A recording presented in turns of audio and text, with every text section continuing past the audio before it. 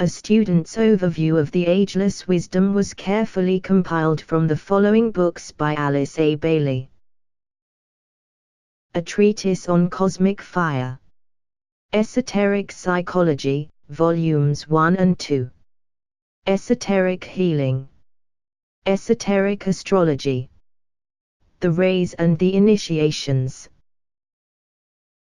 Students are encouraged to download the free PDF version of this overview by following the link in the video's description, or to order a printed copy at cost from thebookpatch.com, but are advised to read the original, unabridged books in order to gain deeper insight into the ageless wisdom.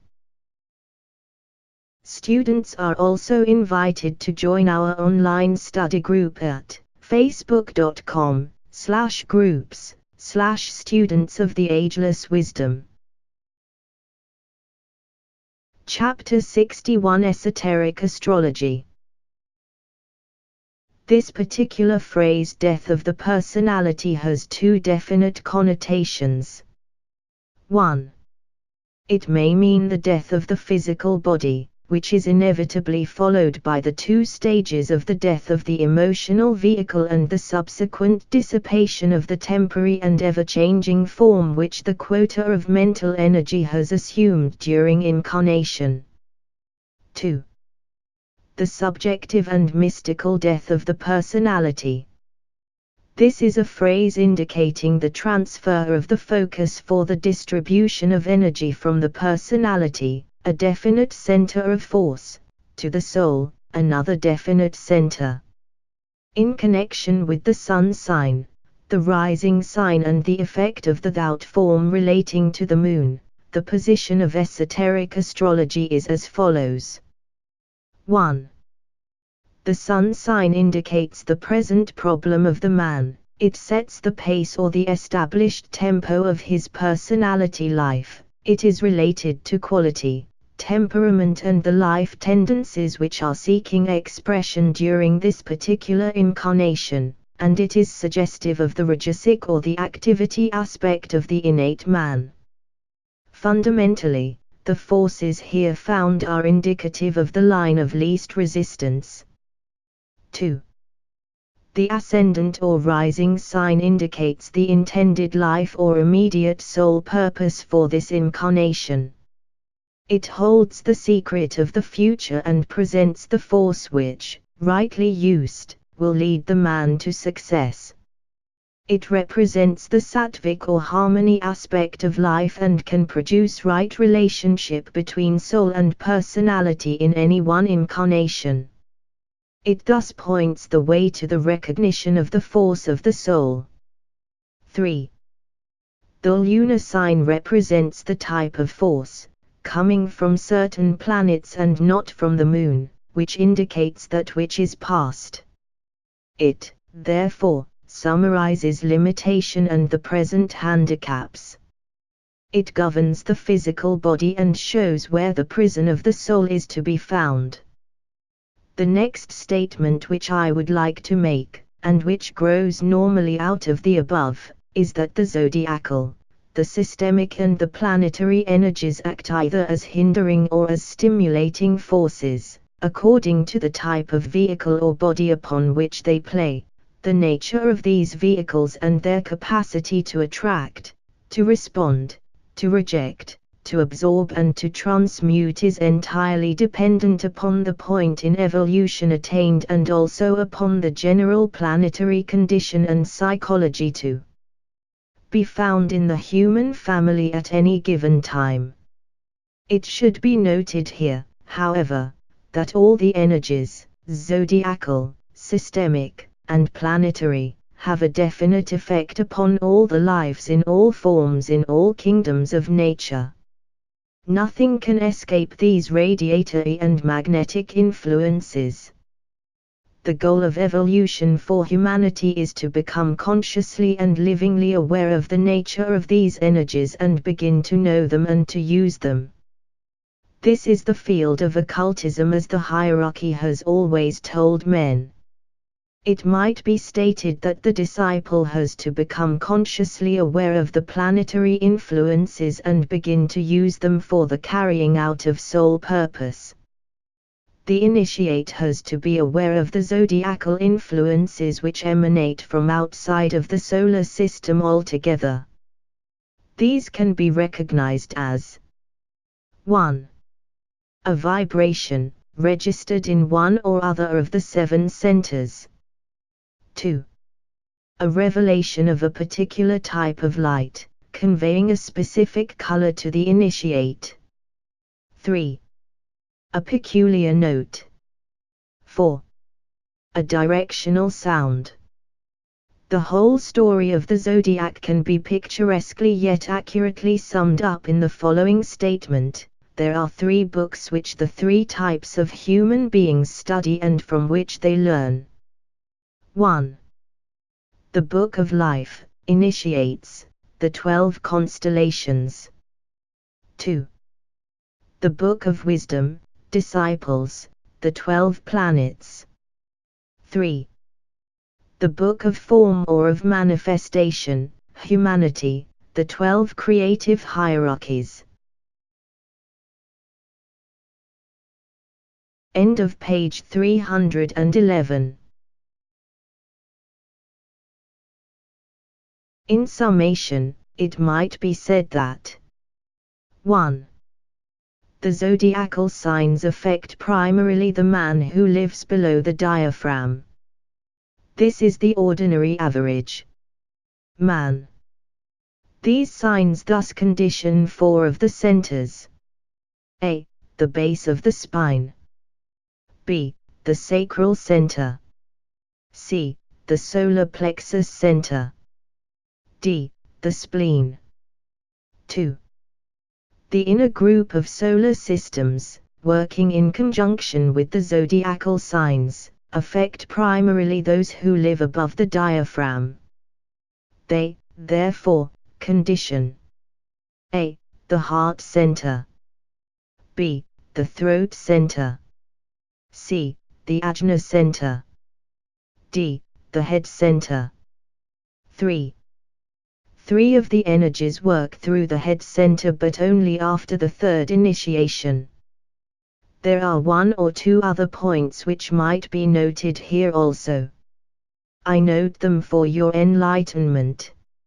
Out of all the many energies which impinge upon, pass through and produce effects upon our planet, esoteric astrology emphasizes the following 4 types of force because they affect what might be called the personality of our Earth. A. The quality of our solar system. God is a consuming fire, but God is also love. This is the teaching of both esoteric and exoteric truth. B. The quality of the logos of our planet as it pours through the chains, the rounds, the races, and the kingdoms of nature. C. The quality of the Earth's complementary planet, which is the Earth's polar opposite, esoterically considered. This planet is Venus. D. The quality of the attraction of the 3 planets which produce an esoteric triangle of force.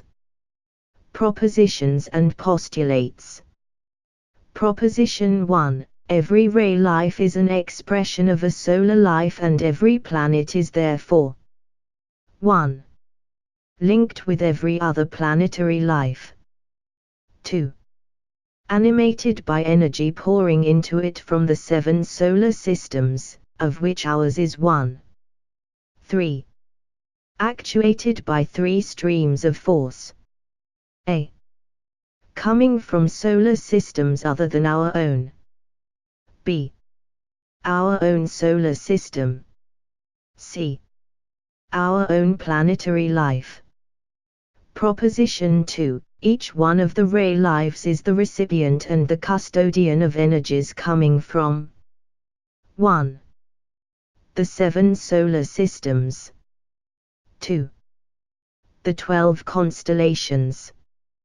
Proposition 3. It is the quality of a ray life, manifesting in time and space, which determines the phenomenal appearance, Before we penetrate further into the consideration of our theme, I would like to emphasize 2 points.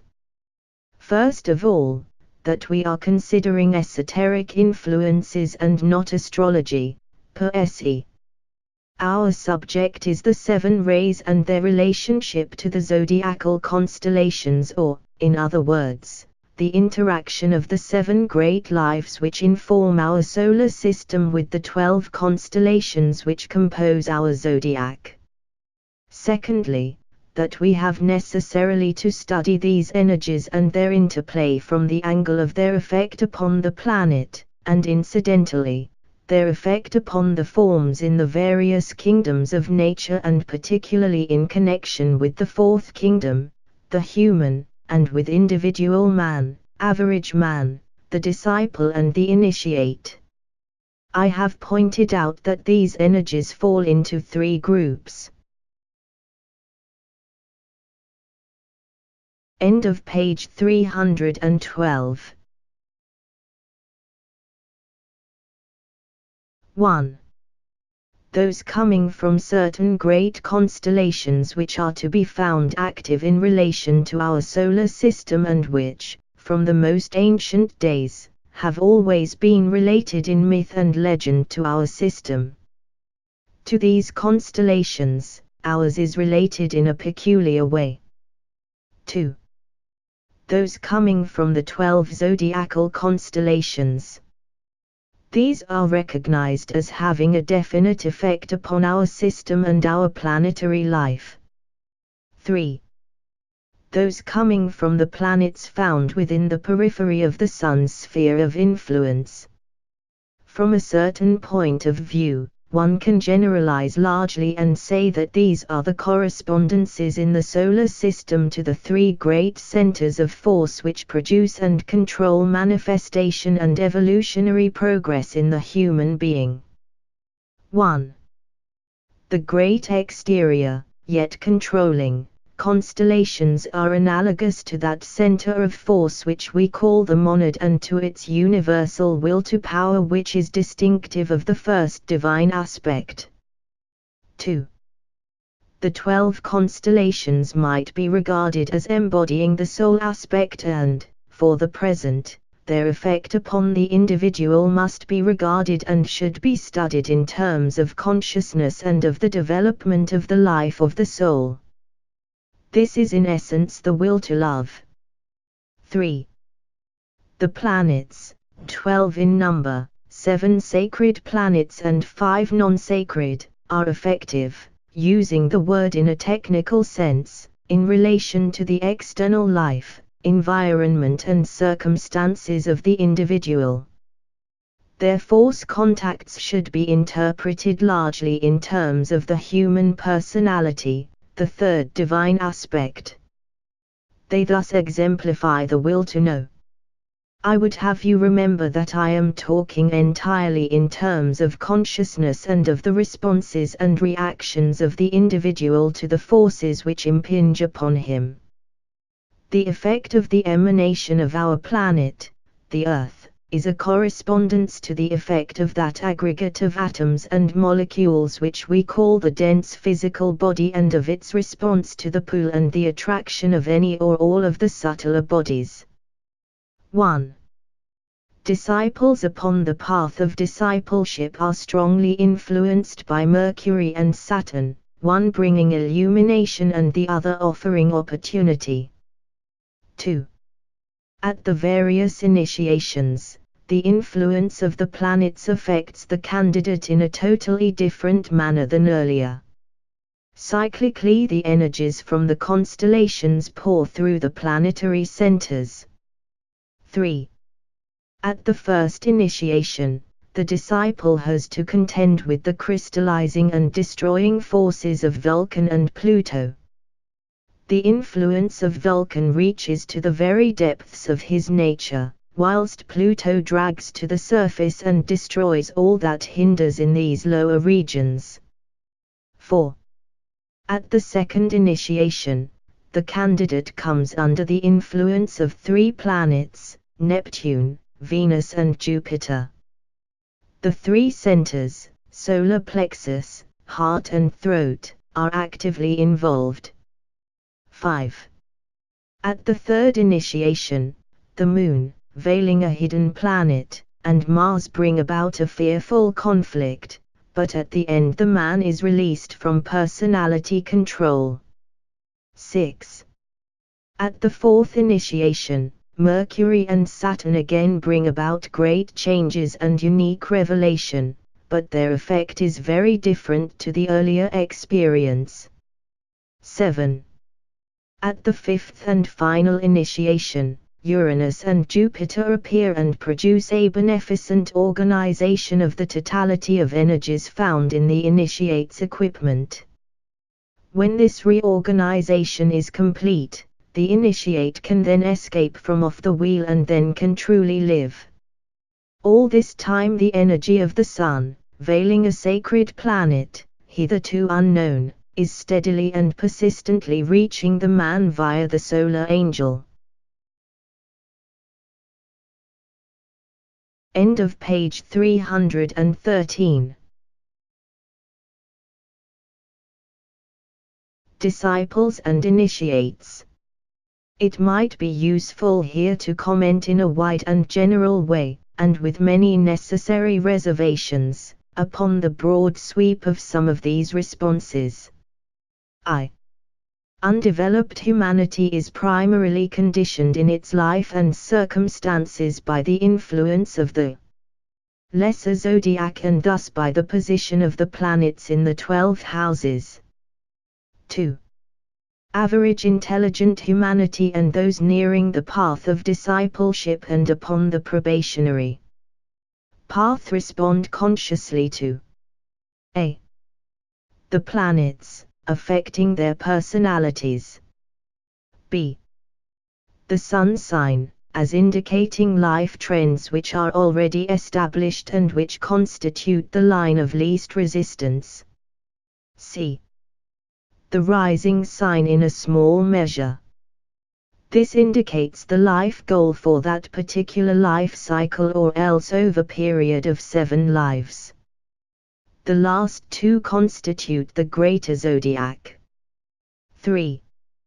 Disciples and initiates can begin consciously to respond to all the above influences, handling them constructively, plus those potent yet infinitely subtle forces which pour into our solar system from the 3 major constellations referred to above. In the early stages, the response is in the subtler bodies and the brain fails to register them, but after the third initiation, there is a recognition of them upon the physical plane. The paths and the 3 fires. 1. Electric fire, path of initiation, 4th hierarchy, full soul expression, monadic life. Goal, identification with the monad. Produces responsiveness to the 3 constellations. 2. Solar fire, path of discipleship, 5th hierarchy, full life experience, soul life. Goal, identification with the soul. Produces responsiveness to the 12 zodiacal constellations. 3. Fire by friction, path of evolution, 6th hierarchy, life experiment, human life. Goal, identification with the personality. Produces responsiveness to the planetary influences.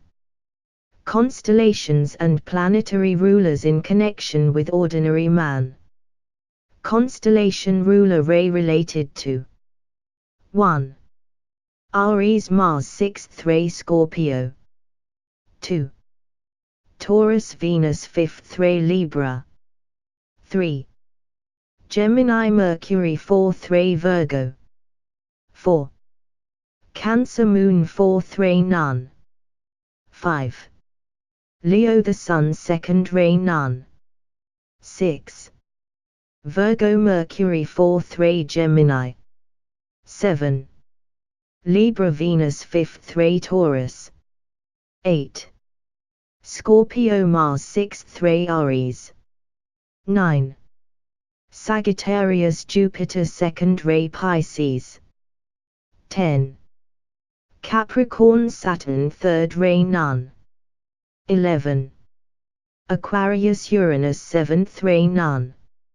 12. Pisces Jupiter 2nd ray Sagittarius. End of page 314. Constellations and planetary rulers. In connection with disciples and initiates. Asterisk in charts connected with the path, progress is counterclockwise, from Aries to Pisces. Constellation ruler ray related to 1. Aries Mercury 4th ray Virgo. 2. Taurus Vulcan 1st ray Pisces. 3. Gemini Venus 5th ray Nun. 4. Cancer Neptune 6th ray Scorpio. 5. Leo the Sun 2nd ray Aquarius. 6. Virgo the Moon 4th ray Aries. 7. Libra Uranus 7th ray Nun. 8. Scorpio Mars 6th ray Cancer. 9. Sagittarius the Earth 3rd ray Capricorn. 10. Capricorn Saturn 3rd ray Sagittarius. 11. Aquarius Jupiter 2nd ray Leo. 12. Pisces Pluto 1st ray Taurus. Planetary rulers in 3 tabulations.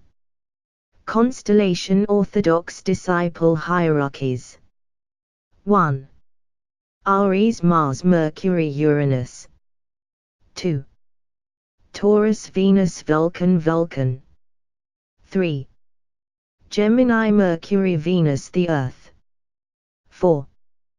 Cancer the Moon Neptune Neptune. 5. Leo the Sun the Sun the Sun.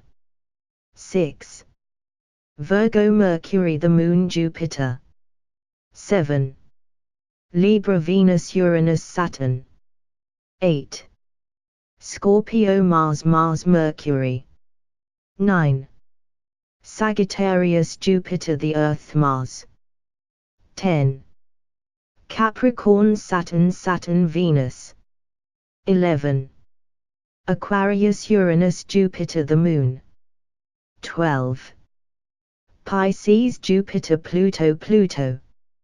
Unorthodox constellations, rulers, and rays in connection with the hierarchies. Constellation ruler ray related to 1. Aries Uranus 7th ray Nun. 2. Taurus Vulcan 1st ray Pisces. 3.